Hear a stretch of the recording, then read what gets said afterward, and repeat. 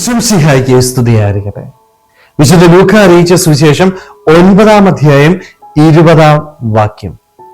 ഞാൻ ആരെന്നാണ് നിങ്ങൾ പറയുന്നത്? ഈശോ ശിഷ്യന്മാരോട് ചോദിക്കുന്ന ചോദ്യം അല്ലെ, വ്യക്തിപരമായിട്ട് അവരോട് ചോദിക്കാതെ ഞാൻ നിങ്ങൾക്ക് ആരാണ്? 3 വർഷക്കാലം കൂടെ കൊണ്ട് നടന്നവരാ, എല്ലാ അത്ഭുതങ്ങളും കണ്ടിട്ടുണ്ട്, ഈശോയെ കണ്ട് അറിഞ്ഞവരാ. അവരോട് ഈശോ ചോദിക്കുന്നത് ഞാൻ നിങ്ങൾക്ക് ആരാണ്? സ്നേഹമുള്ളവരെ, ഈ ഒരു ചോദ്യം ശിഷ്യന്മാരോട് മാത്രം ചോദിക്കുന്ന ചോദ്യമല്ല കേട്ടോ. വ്യക്തിപരമായിട്ട് നമ്മൾ ഓരോരുത്തരോടും ഈശോ ഓരോ നിമിഷവും ചോദിക്കുന്ന ചോദ്യം, മോനെ മോളെ, ഞാൻ നിനക്ക് ആരാണ്? മറുപടി പറയാനായിട്ട് നമുക്കുണ്ടോ?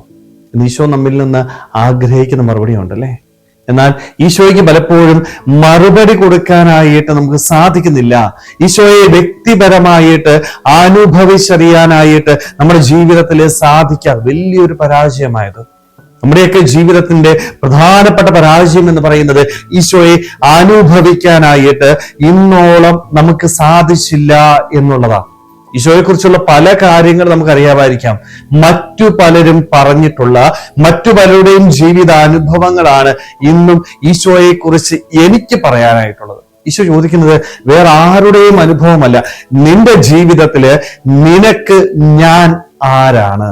വ്യക്തിപരമായ അനുഭവം എൻ്റെ ദൈവത്തെ കുറിച്ചുണ്ടോ എന്ന് ചിന്തിക്കാനായിട്ട് പറ്റണം. പലപ്പോഴും ആ ഒരു അനുഭവം നേടിയെടുക്കാനായിട്ട് ഇന്നോളം നമുക്ക് സാധിക്കാതെ പോകുക.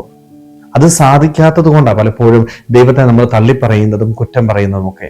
വ്യക്തിപരമായിട്ട് എൻ്റെ ഈശോയെ അനുഭവിച്ചറിഞ്ഞാല്, ആ സ്നേഹം മനസ്സിലാക്കിയാല്, അവന് വേണ്ടി ത്യാഗം ഏറ്റെടുക്കാനായിട്ട്, സഹനങ്ങളിൽ വീണു പോകാതെ അവന്റെ കരം പിടിച്ചുകൊണ്ട് മുന്നോട്ട് പോകുവാനായിട്ട് നമുക്ക് സാധിക്കും. ഒരിക്കലും ദൈവത്തെ തള്ളിപ്പറയത്തില്ല.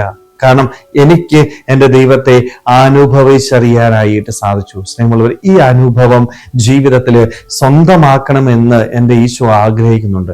എല്ലാവരും ഈശോയെ വ്യക്തിപരമായിട്ട് അറിയണം. എന്താ ചെയ്യേണ്ടത്? ഈശോ അറിയണമെങ്കിൽ ഈശോയുടെ സന്നിധിയിൽ ശാന്തമായിട്ടിരിക്കണം, അവനെ കേൾക്കണം. ഇഷ്ടംപോലെ കാര്യങ്ങൾ എൻ്റെ ഈശോ എന്നോട് പറയുന്നുണ്ട് കേട്ടോ. ഒരു സ്നേഹിതനടുത്ത സ്വാതന്ത്ര്യത്തോടെ എൻ്റെ ദൈവം എന്നോട് പല കാര്യങ്ങൾ പറയുന്നുണ്ട്. തെറ്റിന്റെ വഴിയിലൂടെ പോകുമ്പോൾ പറയും, മോനെ നീ പോകുന്ന വഴി തെറ്റാണ്. ശാന്തമായിട്ട് നീ ദൈവസന്നിധിയിൽ ഇരുന്ന് ഒരു കൂട്ടുകാരനോട് എന്ന പോലെ നിന്റെ ദൈവത്തോട് നിന്റെ കാര്യങ്ങളൊന്ന് പറഞ്ഞേ, മനസ്സ് തുറന്ന് ദൈവത്തോടൊന്ന് സംസാരിച്ചേ. നിന്റെ ദൈവം നിന്നോട് സംസാരിക്കും. നിന്റെ പ്രയാസങ്ങളില്, നിന്റെ ബുദ്ധിമുട്ടുകളില് നിന്നിൽ നിന്ന് അകന്നിരിക്കുന്ന ദൈവമല്ല, മറിച്ച് നിന്നോട് ചേർന്നിരുന്ന് നിന്നോട് സംസാരിക്കാൻ ആഗ്രഹിക്കുന്ന ഒരു ദൈവമാണ് നമുക്കുള്ളത്. അവൻ നമ്മളോട് പറയും. പക്ഷേ ഞാൻ എന്ത് ചെയ്യണം? ദൈവസന്നിധിയിൽ വന്നിരുന്ന് അവനോട് കാര്യങ്ങൾ പറയാനായിട്ട് തയ്യാറാവണം. അവനെ കേൾക്കണം. എന്നാൽ മാത്രമേ എനിക്ക് അവനെ മനസ്സിലാക്കാനായിട്ട്, അനുഭവിക്കാനായിട്ട് സാധിക്കത്തുള്ളൂ. പക്ഷേ ഇന്ന് സമയമില്ല എന്നതിന്റെ പേരിൽ ദൈവസന്നിധിയിൽ വരുവാനായിട്ടോ അവനെ കേൾക്കുവാനായിട്ടോ നമ്മൾ തയ്യാറാവുന്നില്ല. അതുകൊണ്ട് തന്നെ ഈശോ ആരാണ് എന്ന് ചോദിച്ചാൽ എനിക്ക് വ്യക്തിപരമായിട്ട് പറയാൻ പറ്റുന്നില്ല. വ്യക്തിപരമായ ഒരു അനുഭവം പോലും ജീവിതത്തിൽ നേടിയെടുക്കാനായിട്ട് നമുക്ക് സാധിക്കുന്നില്ല. സ്നേഹമുള്ളവരെ, അതുകൊണ്ട് ഇന്നത്തെ ദിനത്തില് നമുക്ക് ദൈവത്തിന്റെ സന്നിധിയിൽ ശാന്തമായിട്ടിരിക്കാം, ഒന്ന് ചിന്തിക്കാം.